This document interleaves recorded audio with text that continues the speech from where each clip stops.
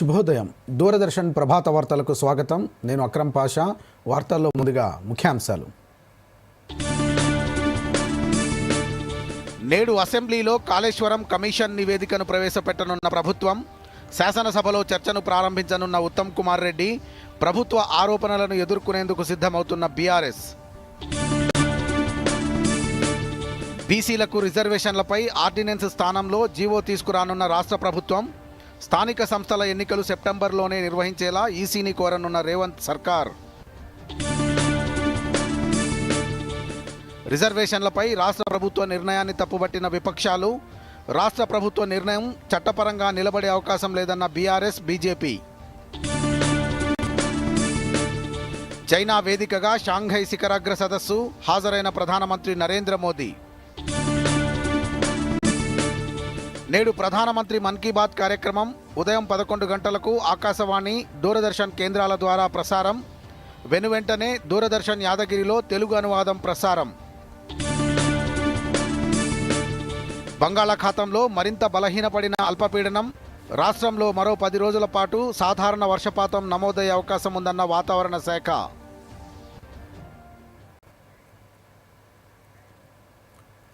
వార్తల్లోని వివరాలు. అసెంబ్లీ సమావేశాలకు రంగం సిద్ధమైంది. నేటి నుంచి ప్రారంభమయ్యే సమావేశాల్లో కాళేశ్వరం ప్రాజెక్టు నివేదికను రాష్ట్ర ప్రభుత్వం సభలో ప్రవేశపెట్టనుంది. దీనిపై అధికార విపక్షాల మధ్య వాడీవేడిగా చర్చలు జరిగే అవకాశం ఉంది.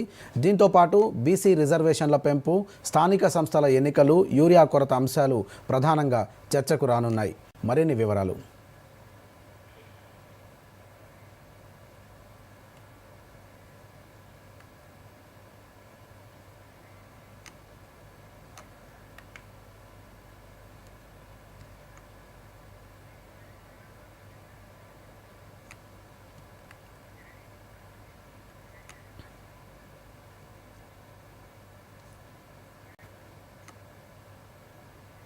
ఇక నేటి నుంచి ప్రారంభం కానున్న అసెంబ్లీ సమావేశాలపై మరింత సమాచారాన్ని అందించడానికి మా దూరదర్శన్ ప్రతినిధి చంద్రశేఖర్ అసెంబ్లీ ప్రాంగణం నుంచి సిద్ధంగా ఉన్నారు. లైవ్లో తెలుసుకుందాం. చంద్రశేఖర్, చెప్పండి, అసెంబ్లీ సమావేశాలకు సంబంధించి ఎన్ని రోజుల పాటు జరిగే అవకాశం ఉంది? ఏ అంశాలు చర్చకు రానున్నాయి? రాష్ట్ర శాసనసభ వర్షాకాల సమావేశాలు నిన్న మొదలైనప్పటికీ తొలి రోజున ఇటీవల మృతి చెందినటువంటి సభ్యుల నివాళులర్పించారు. అదేవిధంగా ఈ రోజు మరి కాసేపటి ప్రారంభం కానున్నటువంటి రెండవ రోజు సమావేశాల్లో పలు అంశాలు ప్రస్తావనకు వచ్చే అవకాశం ఉంది. ప్రధానంగా కొన్ని బిల్లులను ముఖ్యమంత్రి అదేవిధంగా ఇతర మంత్రులు సంబంధించే అవకాశం ఉంది. అదేవిధంగా బీసీలకు సంబంధించినటువంటి రిజర్వేషన్లకు సంబంధించి ఒక సవరణ బిల్లు తీసుకురావాలని చెప్పేసి ప్రభుత్వం నిర్ణయించింది. నిన్న జరిగినటువంటి మంత్రివర్గ సమావేశంలో ఈ మేరకు కీలక నిర్ణయం తీసుకుంది. అయితే గతంలో ఉన్నటువంటి చట్టం వల్ల కొన్ని ఇబ్బందులు తలెత్తుతున్నాయని 50% లోబడి రిజర్వేషన్ ఉండాలన్న సీలింగ్ నిబంధన ఉంది కాబట్టి దానివల్ల ఇబ్బందులు తలెత్తుతున్నాయని, దీనివల్ల కొత్తగా 47% బీసీలకు రిజర్వేషన్ ఇవ్వలేమని చెప్పేసి ప్రభుత్వం భావిస్తుంది. ఈ నేపథ్యంలో కొత్తగా జీవో విడుదల చేయాలని కూడా నిర్ణయించింది. అయితే దీంతో పాటే ఇటీవల జరిగినటువంటి కొన్ని వరదలు కానివ్వండి, అదేవిధంగా ఇతర యూరియా కొరత, ఇటువంటి అంశాల మీద చర్చించాలని చెప్పేసి ప్రధాన ప్రతిపక్షమైనటువంటి బీఆర్ఎస్ అదేవిధంగా ఇతర పక్షాలు కూడా కోరుతున్నాయి. Party right. చంద్రశేఖర్, సమావేశాలపై 3 పార్టీల వ్యూహాలు ఎలా ఉండబోతున్నాయి? ఇవాళ ప్రధానంగా కాళేశ్వరం నివేదిక ఏదైతే ఇటీవల జస్టిస్ పీసీ ఘోష్ ప్రభుత్వానికి నివేదిక కాళేశ్వరం, మేడిగడ్డ, అన్నారం, సింధిల్లా ప్రాజెక్టులకు సంబంధించినటువంటి ఒక నివేదికను అందజేశారు. అయితే ప్రభుత్వం దాన్ని నేరుగా బయటకు విడుదల చేయకుండా సభలో ప్రవేశపెట్టి చర్చించాలని చెప్పేసి నిర్ణయం తీసుకుంది. అదేవిధంగా ఈ రోజు దాన్ని సభలో ప్రవేశపెట్టే అవకాశం ఉంది. ఇప్పటికే రాష్ట్ర నీటిపారుదల శాఖ మంత్రి ఉత్తమ్ కుమార్ రెడ్డి నేను రాత్రి పొద్దుపోయే వరకు కూడా జలసౌధలో ఆయన పలువురు ఎమ్మెల్యేలకి అదేవిధంగా కాంగ్రెస్ పార్టీ ఎమ్మెల్యేకి దీనిపైన ఒక విస్పష్టమైనటువంటి పవర్ పాయింట్ ప్రజెంటేషన్ ఇచ్చారు. సో ఈ రోజు సభలో ఏ విధంగా వివరించాలి, ఎలా మాట్లాడాలి, ఎలా చేయాలని చెప్పేసి ఆయనకు స్పష్టమైనటువంటి వివరాలు ఉత్తమ్ కుమార్ రెడ్డి సభ్యులకు అందజేసినట్టు తెలుస్తున్నారు. అదేవిధంగా ఇటువైపు మనం చూసినట్లయితే బీఆర్ఎస్ ఎట్టి పరిస్థితుల్లో నివేదిక సభలో ప్రవేశపెట్టవద్దని చెప్పి నిన్న మరోసారి హైకోర్టుకు వెళ్ళింది. హైకోర్టుకు వెళ్తే అలా మాజీ ముఖ్యమంత్రి కేసీఆర్ కానివ్వండి, అదేవిధంగా మాజీ మంత్రి హరీష్ రావు ఇద్దరు కలిసి హైకోర్టులో లంచ్ మోషన్ పిటిషన్ దాఖలు చేశారు. దీనికి సంబంధించిన విచారణ రేపు జరుపుతామని చెప్పేసి హైకోర్టు స్పష్టం చేసింది. ఈ నేపథ్యంలో ఈ రోజు జరిగేటువంటి ఈ కాళేశ్వరం ప్రాజెక్టు నివేదిక సంబంధించడం, అదేవిధంగా దీనిపైన పూర్తి స్థాయిలో చర్చ జరగాలని చెప్పేసి ప్రభుత్వం భావించడం, పూర్తి స్థాయి చర్చ జరిగిన తర్వాత ఏ నిర్ణయం తీసుకునేది ప్రభుత్వం నిర్ణయం నిర్ణయిస్తుంది. అయితే దీన్ని పూర్తిగా అడ్డుకోవాలని చెప్పేసి బీఆర్ఎస్ పార్టీ నిర్ణయించింది. అదేవిధంగా బీజేపీ కూడా ఈ కాళేశ్వరం సంబంధించినటువంటి అంశాన్ని పూర్తిగా సిబిఐకి ఇవ్వాలి, సిబిఐతో విచారణ జరిపించాలని చెప్పేసి ఇప్పటికే కోరుతుంది భాష. రైట్. ఇక ఇటీవల కురిసిన భారీ వర్షాలు, వాటి వల్ల సంభవించిన వరదలు, పంట నష్టంపై సభలో చర్చించే అవకాశం ఉందా? అయితే గత నిన్న నుంచి కూడా బీఆర్ఎస్ కానివ్వండి, ఇతర పార్టీలు కానివ్వండి, ఇటీవల వర్షాలు, అదేవిధంగా యూరియా లోటు, దీనిపైన ఫస్ట్ గా చర్చించాలని చెప్పేసి పట్టుబడుతున్నాయి. అయితే దీనిపైన చర్చిస్తామంటూనే ప్రభుత్వం ఏం చేస్తుందంటే ముందుగా కాళేశ్వరం ప్రాజెక్టు, అదేవిధంగా కొన్ని ప్రభుత్వం బీసీల రిజర్వేషన్ బిల్లు, వీటిపైన చర్చిద్దామని చెప్పేసి స్పష్టం చేసింది పాట. రైట్, ధన్యవాదాలు చంద్రశేఖర్. జపాన్ పర్యటనలో భాగంగా ప్రధానమంత్రి నరేంద్ర మోదీ 15వ భారత్ జపాన్ వార్షిక శిఖరాగ్ర సమావేశంలో ప్రసంగించారు. జపాన్ ప్రధాని షిగెరు ఇషిబాతో ద్వైపాక్షిక చర్చలు జరిపారు. రెండు దేశాల మధ్య పలు రంగాల్లో ద్వైపాక్షిక సహకారం బలోపేతం చేసేందుకు కీలక ఒప్పందాలు కుదిరాయి. మరిన్ని వివరాలు.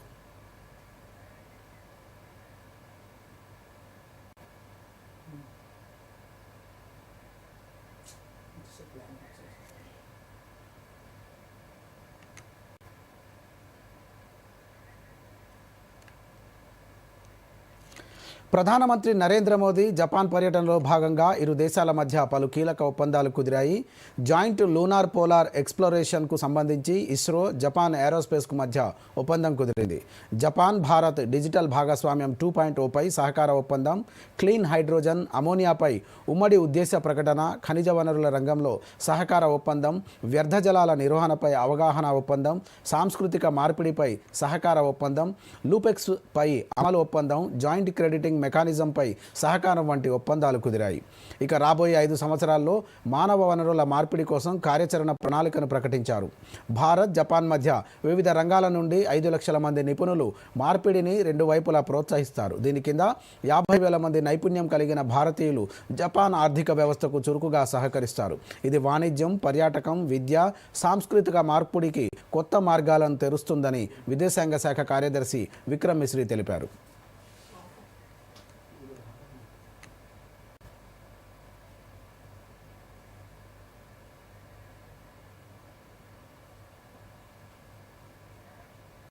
मैंने विजुअल्स करना video visit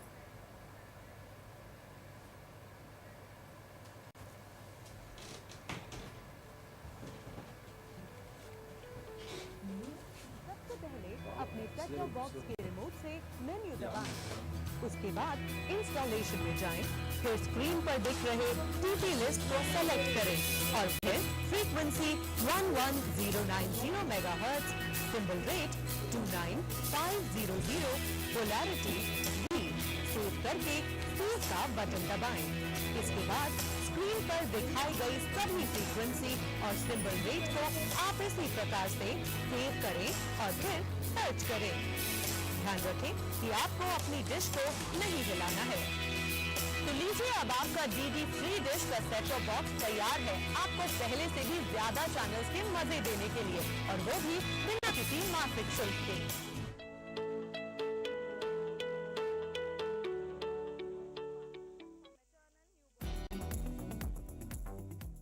hello Telangana phone in live కార్యక్రమాలు సోమవారం నుండి శనివారం వరకు ఉదయం 11 గంటలకు. ఇందులో భాగంగా సోమవారం న్యాయ సలహాలు, మంగళవారం జీవన రేఖ, బుధవారం కెరియర్ గైడెన్స్, గురువారం ఫుడ్ అండ్ న్యూట్రిషన్, శుక్రవారం జీవన బంధాలు, శనివారం. తెలంగాణలో స్థానిక సంస్థల ఎన్నికల నిర్వహణకు రాష్ట్ర మంత్రిమండలి ఆమోదం తెలిపింది. ముఖ్యమంత్రి రేవంత్ రెడ్డి అధ్యక్షతన అసెంబ్లీలోని కమిటీ హాల్లో జరిగిన కేబినెట్ సమావేశంలో ఈ మేరకు నిర్ణయం తీసుకున్నారు. ఈ భేటీలో డిప్యూటీ సీఎం మల్లు భట్టి విక్రమార్కతో పాటు మంత్రులు సిఎస్ రామకృష్ణారావు పాల్గొన్నారు. స్థానిక సంస్థల ఎన్నికల నిర్వహణకు ఆమోదం తెలపడంతో పాటు సెప్టెంబర్లోనే స్థానిక ఎన్నికలు నిర్వహించాలని రాష్ట్ర ఎన్నికల సంఘానికి లేఖ రాయాలని మంత్రివర్గం తీర్మానించింది. కేబినెట్ నిర్ణయంతో సెప్టెంబర్ నెలలోనే స్థానిక సంస్థల ఎన్నికలకు నగారా మోగనుంది. రాష్ట్ర మంత్రిమండలి తీసుకున్న నిర్ణయాలను మంత్రులు పొన్నం ప్రభాకర్, పొంగులేటి శ్రీనివాసరెడ్డి మీడియాకు వివరించారు.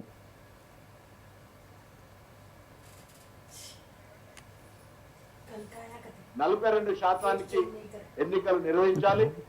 మిగతా ఎస్సీ ఎస్టీకి సంబంధించి 2001 సెన్సస్ ఏదైతే ఉందో దాని ప్రకారంగా జనాభా ఆధారంగా వాళ్ళకి రిజర్వేషన్లు కల్పిస్తూ 42% లోకల్ బాడీ ఎలక్షన్స్ ఎన్నికలు నిర్వహించడానికి క్యాబినెట్ తీర్మానం చేసింది. ఈరోజు చాలా క్లారిటీ ఉంది ఇక్కడ. ఈరోజు కేబినెట్ లో ఏదైతే 42% బీసీ సోదరులకు ఇచ్చే దాంతో అదే రకంగా ఎస్సీ ఎస్టీ సోదరులకు ఇచ్చేది కలిపి గవర్నమెంట్ క్లియర్ గా ఎలక్షన్ పోవడానికి ప్రిపేర్ అయింది. ఉన్న చట్టంలో అన్ని లోపాలు అన్ని లొసుకులు క్షుణ్ణంగా పరిశీలించిన తర్వాత ఈ నిర్ణయం ప్రభుత్వం. రిజర్వేషన్లకు సంబంధించి కూడా రాష్ట్ర మంత్రివర్గం కీలక నిర్ణయం తీసుకుంది. రాష్ట్రంలో పంచాయతీరాజ్ చట్టాన్ని సవరించాలని మంత్రిమండలి నిర్ణయించింది. రాష్ట్రంలో సామాజిక ఆర్థిక పరిస్థితులపై నిర్వహించిన సర్వే సమాచారాన్ని దృష్టిలో పెట్టుకుని స్థానిక సంస్థల్లోని పరిస్థితుల ఆధారంగా అసాధారణ పరిస్థితుల్లో 50% రిజర్వేషన్ల పరిమితిని ఎత్తివేసేందుకు కేబినెట్ ఆమోదం తెలిపింది. అయితే రిజర్వేషన్ల పరిమితిపై గత ప్రభుత్వం జారీ చేసిన ఆర్డినెన్స్ స్థానంలో అసెంబ్లీలో బిల్లు పెట్టాలని నిర్ణయించింది. అదేవిధంగా విద్య, ఉపాధి, ఉద్యోగంతో పాటు స్థానిక సంస్థల్లో బీసీలకు 42% రిజర్వేషన్లపై ప్రత్యేక జీవో తీసుకురావాలని సీఎం రేవంత్ రెడ్డి అధ్యక్షతన జరిగిన మంత్రిమండలి సమావేశంలో నిర్ణయం తీసుకున్నారు. కేబినెట్ వివరాలను మంత్రి పొన్నం ప్రభాకర్ మీడియాకు వెల్లడించారు.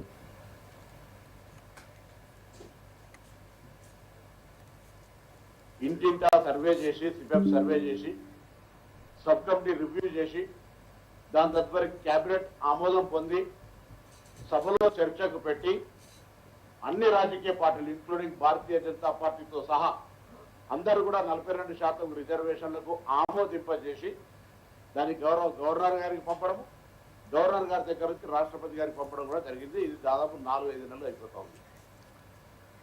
గవర్నర్ కోట ఎమ్మెల్సీల అభ్యర్థుల ఎంపికపై తెలంగాణ రాష్ట్ర ప్రభుత్వం కీలక నిర్ణయం తీసుకుంది. ముఖ్యమంత్రి రేవంత్ రెడ్డి అధ్యక్షతన జరిగిన కేబినెట్ భేటీలో గవర్నర్ కోట ఎమ్మెల్సీలుగా ప్రొఫెసర్ కోదండరాం, అజహరుద్దీన్ పేర్లను ఖరారు చేసింది. గవర్నర్ కోటాలో ఎమ్మెల్సీలుగా ఎన్నికైన ప్రొఫెసర్ కోదండరాం, జర్నలిస్ట్ అమీర్ అలీ ఖాన్ల నియామకాన్ని ఇటీవల సుప్రీంకోర్టు రద్దు చేసింది. ఈ నేపథ్యంలో ఇవాళ జరిగిన కేబినెట్ భేటీలో 5వ కోటాలో తిరిగి కోదండరాంతో పాటు అజహరుద్దీన్ పేరును కేబినెట్ ఖరారు చేసింది.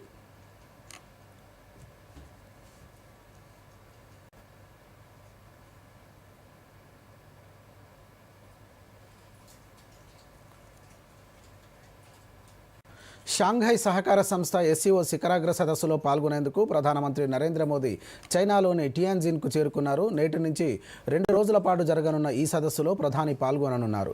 జపాన్ పర్యటన ముగించుకొని టోక్యో నుంచి నేరుగా టియాన్జిన్ చేరుకున్న ప్రధానికి ఘనస్వాగతం లభించింది.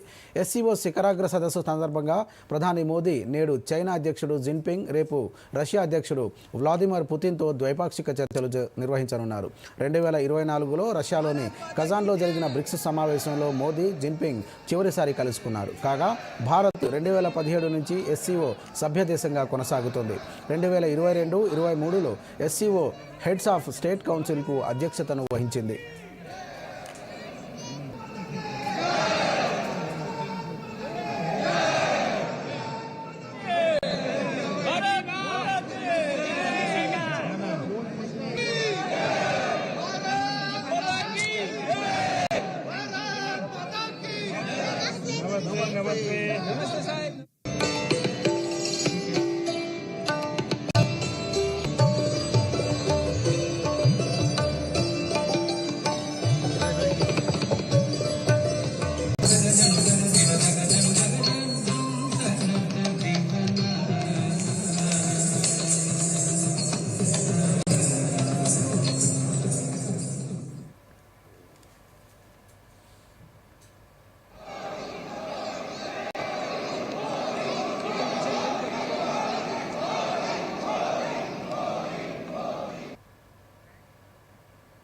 ప్రధానమంత్రి నరేంద్ర మోదీతో యుక్రెయిన్ అధ్యక్షుడు జెలెన్స్కీ ఫోన్లో మాట్లాడారు.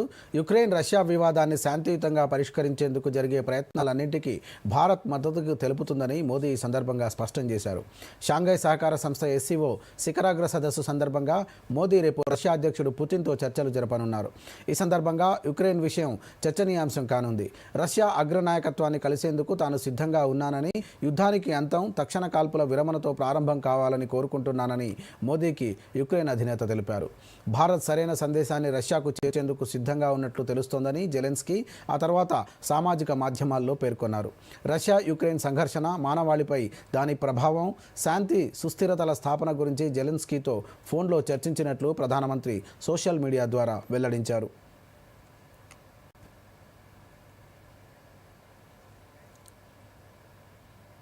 ప్రధానమంత్రి నరేంద్ర మోదీ నేడు మన్ కీ బాత్ కార్యక్రమం ద్వారా దేశ ప్రజలతో తన ఆలోచనలను పంచుకోనున్నారు. ప్రతి నెల చివరి ఆదివారం ప్రధానమంత్రి ప్రత్యేక రేడియో కార్యక్రమం మన్ కీ బాత్ ద్వారా ప్రజలతో తన ఆలోచనలను పంచుకుంటున్నారు. మన్ కీ బాత్ 125వ సంచిక ఈ ఉదయం దూరదర్శన్, ఆల్ ఇండియా రేడియో ద్వారా ప్రసారం కానుంది. వెనువెంటనే దూరదర్శన్ యాదగిరిలో తెలుగు అనువాదం ప్రసారమవుతుంది. ప్రేక్షకులు గమనించగలరు. विंध्याचल के आंगन तक, ब्रह्मपुत्र के घाट से हिमालय के विस्तार तक होती है मन की बात प्रधानमंत्री के साथ। तो सुनिए इस महीने 31 अगस्त सुबह 11 बजे मन की बात आकाशवाणी और दूरदर्शन के सभी चैनलों पर और प्रसार भारती के OTT प्लेटफॉर्म वेव्स पर सजीव प्रसारण लाइव स्ट्रीमिंग के माध्यम से। आप भी माननीय प्रधानमंत्री के मन की बात का हिस्सा बन सकते हैं। इसके लिए आप अपने सुझाव post box number 111 Akashvani Delhi पर भेज सकते हैं या फिर नमो ऐप या माई गॉव के ओपन फोरम में पोस्ट कर सकते हैं।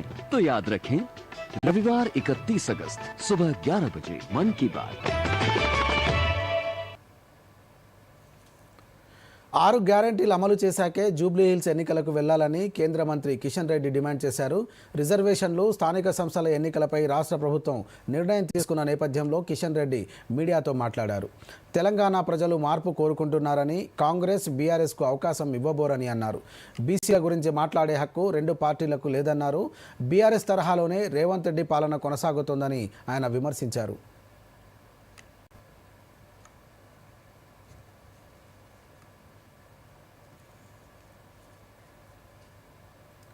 కాంగ్రెస్కు బీసీ రిజర్వేషన్లపై చిత్తశుద్ధి లేదని బీజేపీ ఎంపీ రఘునందన్ రావు విమర్శించారు.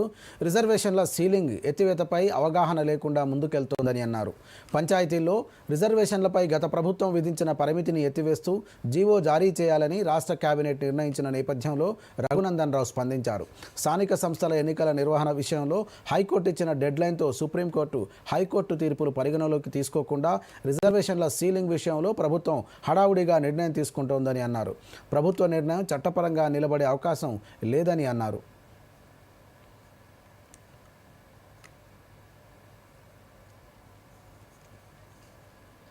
రేవంత్ రెడ్డి ప్రభుత్వం బీసీలను మరోసారి వంచిస్తోందని ఎమ్మెల్సీ కవిత ఆరోపించారు.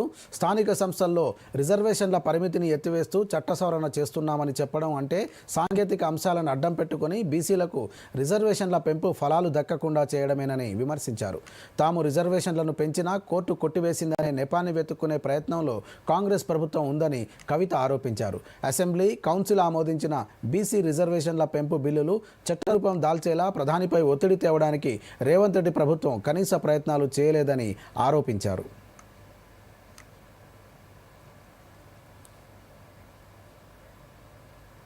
ఇటీవల కురిసిన వర్షాలతో రాష్ట్రంలోని మెదక్, కామారెడ్డి జిల్లాల్లో తీవ్ర నష్టం జరిగిందని మంత్రి పొంగులేటి శ్రీనివాసరెడ్డి అన్నారు. ముఖ్యమంత్రి అధ్యక్షతన జరిగిన కేబినెట్ భేటీలో వరద సహాయక చర్యలపై చర్చించామని అన్నారు. వరద నష్టంపై అధికారుల నుంచి నివేదిక కోరాలని, దాని ఆధారంగా ప్రభుత్వం నిర్ణయం తీసుకోవాలని కేబినెట్ సమావేశంలో నిర్ణయించినట్లు మంత్రి పొంగులేటి శ్రీనివాసరెడ్డి తెలిపారు.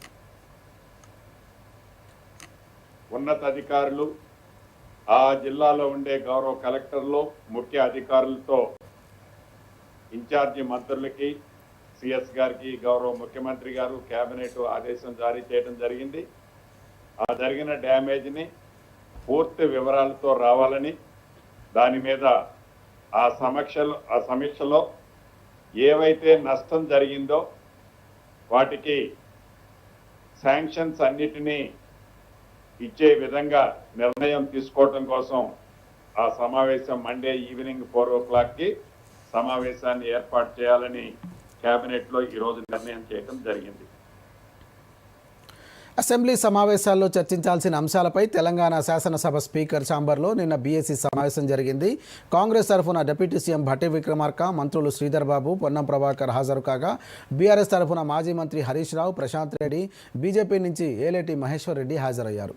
ఈ క్రమంలో ఎరువుల కొరత, వరదలపై సమావేశాల్లో తొలుత చర్చించాలని బీఆర్ఎస్ నేతలు పట్టుబట్టారు. అందుకు ప్రభుత్వం అంగీకరించకపోవడంతో బీఎస్సీ సమావేశం నుంచి బీఆర్ఎస్ వాకౌట్ చేసింది. అనంతరం హరీష్ రావు అసెంబ్లీ ఆవరణలో మీడియాతో మాట్లాడుతూ బీఎస్సీ సమావేశంలో ప్రజా సమస్యలపై చర్చించాలని సూచించామని తెలిపారు.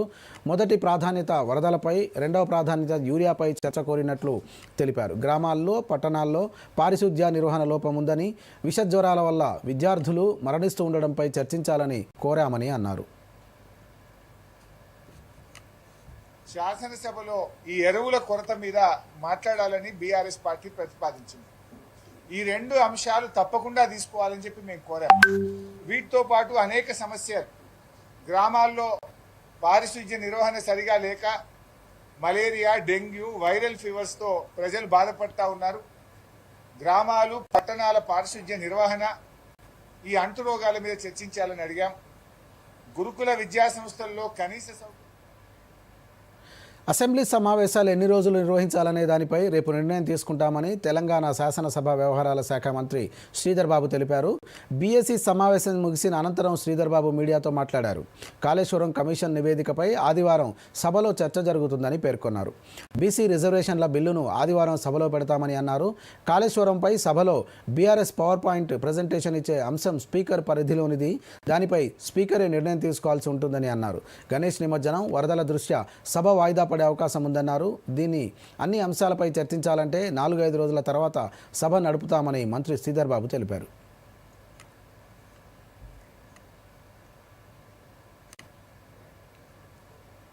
హైదరాబాద్లోని రవీంద్ర భారతిలో ఇటీవల మృతి చెందిన సిపిఐ మాజీ జాతీయ ప్రధాన కార్యదర్శి, మాజీ ఎంపీ సురవరం సుధాకర్ రెడ్డి సంస్మరణ సభ నిర్వహించారు.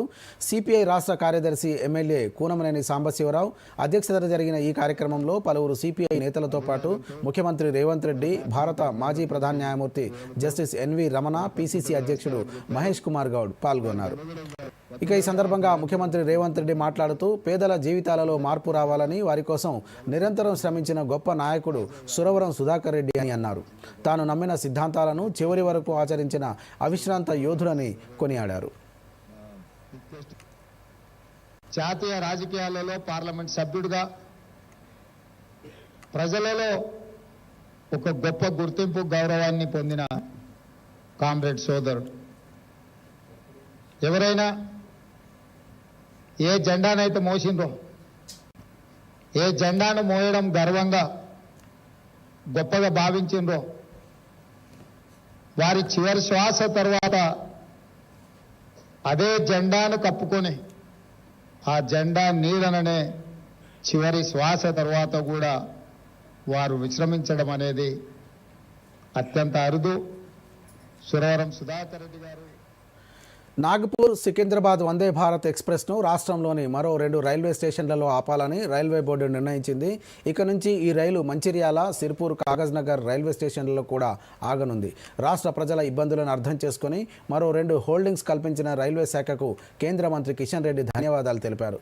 తెలంగాణలో రైల్వే మౌలిక వసతులకు నిరంతరం సహాయ సహకారాలు అందిస్తున్న ప్రధానమంత్రి నరేంద్ర మోదీ, రైల్వే శాఖ మంత్రి అశ్విని వైష్ణవ్కు తెలంగాణ ప్రజల తరపున కిషన్ రెడ్డి ధన్యవాదాలు తెలిపారు. ఈ మేరకు ఎక్స్లో పోస్ట్ చేశారు.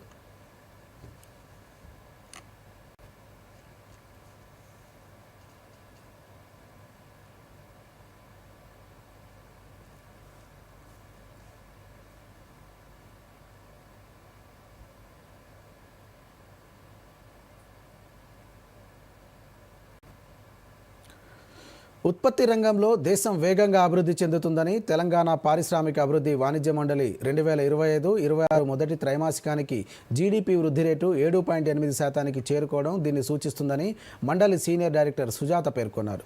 గత ఏడాదితో పోలిస్తే ఇది 1.3% అధికమన్నారు. ఇదే వేగంతో అభివృద్ధి చెందితే 2047 నాటికి భారత్ తన లక్ష్యాలను చేరుకోవడం మరింత సులభమవుతుందని అన్నారు. దేశంలో తయారీ రంగం వేగంగా వృద్ధి చెందుతుందని తెలంగాణ పారిశ్రామిక అభివృద్ధి వాణిజ్య మండలి సీనియర్ డైరెక్టర్ సుజాత తెలిపారు. 25-26 ఫస్ట్ క్వార్టర్కి జీడిపి వృద్ధి రేటు 7.8%గా నమోదైంది. ఇది కిందటి సంవత్సరంతో పోలిస్తే దాదాపు 1.3% ఎక్కువ. అంటే దీనివల్ల బాగా కనబడుతోంది ఏంటంటే భారతదేశము చాలా వేగంగా వృద్ధి చెందుతోందని. ఈ వృద్ధి రేటు వల్ల 7.8% వృద్ధి రేటు వల్ల ఉద్యోగ అవకాశాలు కూడా పెరుగుతున్నాయని చెప్పవచ్చు. దీనికి కారణాలు మనకి నదుల అనుసంధానం తెలుగు రాష్ట్రాలకు అవసరమని ఆంధ్రప్రదేశ్ ముఖ్యమంత్రి చంద్రబాబు నాయుడు అన్నారు.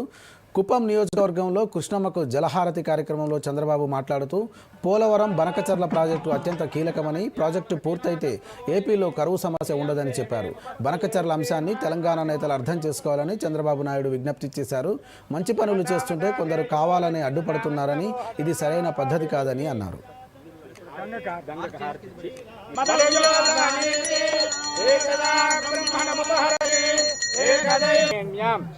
ఆరాధన అనంతరం వేదోక్త చేస్తే ఆడుకొచ్చి నేర్చుకుంటారు.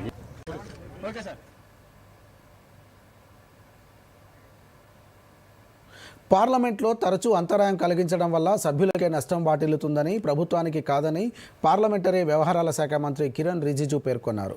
ప్రపంచంలో అతిపెద్ద ప్రజాస్వామ్యంలో పార్లమెంటరీ వ్యవస్థ అన్న అంశంపై కర్ణాటక హైకోర్టు న్యాయవాదులు ఏర్పాటు చేసిన సభలో రిజిజు మాట్లాడారు. గొడవలు, అంతరాయాలకు పాల్పడితే చివరకు అది పార్లమెంటు సభ్యులకే నష్టం కలిగిస్తుందని అన్నారు. చర్చల్లో పాల్గొనాలని, తమ నాయకులపై ఆయా పార్టీలు, ఎంపీలు ఒత్తిడి తేవాలని అన్నారు. అంతరాయం కలిగించాలంటూ నేతలు ఇచ్చే ఆదేశాలను అడ్డుకోవాలని యువ ఎంపీలకు కేంద్ర మంత్రి సూచించారు. సభలో గందరగోళం సృష్టించడం తప్పితే చర్చల్లో పాల్గొనేందుకు ఆసక్తి చూపని నేతపై ఒత్తిడి తేవాలని కేంద్ర మంత్రి పిలుపునిచ్చారు.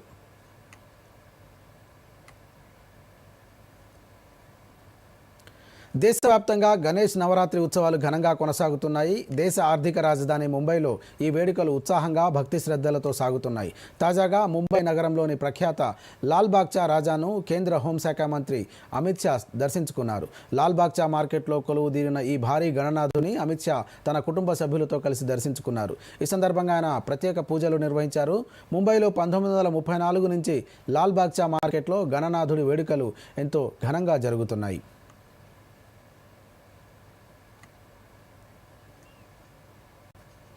తెలుగు చలనచిత్ర పరిశ్రమలో సినీ కార్మికులకు వేతనాలు పెంచుతున్నట్లు ఫిల్మ్ ఛాంబర్ ప్రకటించింది.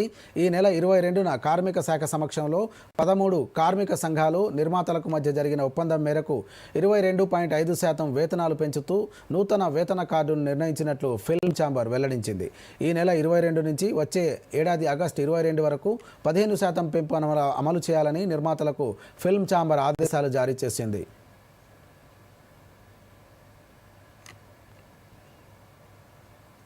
ఎగువన కురుస్తున్న వర్షాలతో గోదావరి ఉగ్రరూపం దాల్చింది. నిర్మల్ జిల్లాలో గోదావరి నది ఒడ్డునే ఉన్న బాసర సరస్వతి అమ్మవారి క్షేత్రం జలదిగ్బంధంలో చిక్కుకుంది. గత 40 ఏళ్లలో ఈ స్థాయి వరద గోదావరిలో ఎప్పుడూ చూడలేదని స్థానికులు తెలిపారు. వరదల కారణంగా తీవ్రంగా నష్టపోయామని, ప్రభుత్వమే తమను ఆదుకోవాలని కోరుతున్నారు. ఎగువన కురుస్తున్న వర్షాలతోనే నీటి మట్టం అంచనాలకు మించి పెరిగిందని ఎస్ఐ శ్రీనివాస్ తెలిపారు. లాడ్జ్లో చిక్కుకున్న పలువురిని ఎన్డీఆర్ఎఫ్ బృందాలు రక్షించాయని చెప్పారు.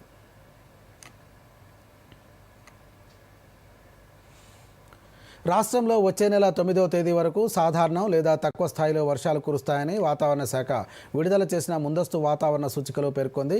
మరోవైపు జూన్ నుంచి ఆగస్టు వరకు రాష్ట్రంలో 568.4 మిల్లీమీటర్ల సాధారణ వర్షపాతానికి గాను 22% అధికంగా 694.1 మిల్లీమీటర్లు కురిసినట్లు తాజా నివేదికలో వెల్లడించింది. 5 జిల్లాల్లో 60%కి పైగా వర్షపాతం నమోదైంది. నేడు, రేపు రాష్ట్రంలో ఉత్తర, దక్షిణ జిల్లాల్లో ఓ మోస్తరు వర్షాలు కురిసే అవకాశాలున్నాయని వాతావరణ శాఖ పేర్కొంది. మరోసారి ముఖ్యాంశాలతో వార్తలు ముగిద్దాం. నమస్కారం.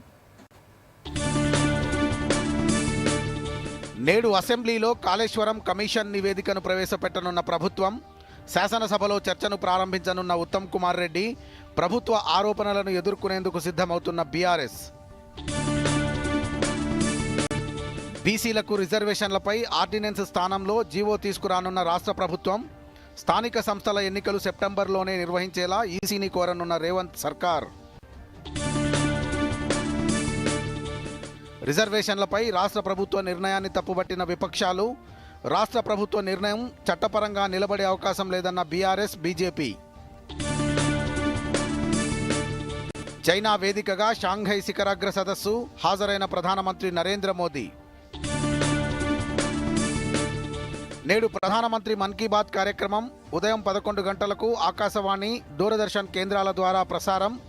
వెనువెంటనే దూరదర్శన్ యాదగిరిలో తెలుగు అనువాదం ప్రసారం. బంగాళాఖాతంలో మరింత బలహీనపడిన అల్పపీడనం. రాష్ట్రంలో మరో 10 రోజుల పాటు సాధారణ వర్షపాతం నమోదయ్యే అవకాశం ఉందన్న వాతావరణ శాఖ. దూరదర్శన్ యాదగిరి వార్తలను ఇప్పుడు సోషల్ మీడియాలో కూడా చూడొచ్చు. యూట్యూబ్ అయితే డిడి న్యూస్ తెలంగాణ, ఎక్స్ వేదికగా అయితే DD news Telangana @DD Yadagiri news, Facebook అయితే డిడి న్యూస్ తెలంగాణలో చూసి సబ్స్క్రైబ్ చేసి లైక్ చేయండి, షేర్ చేయండి.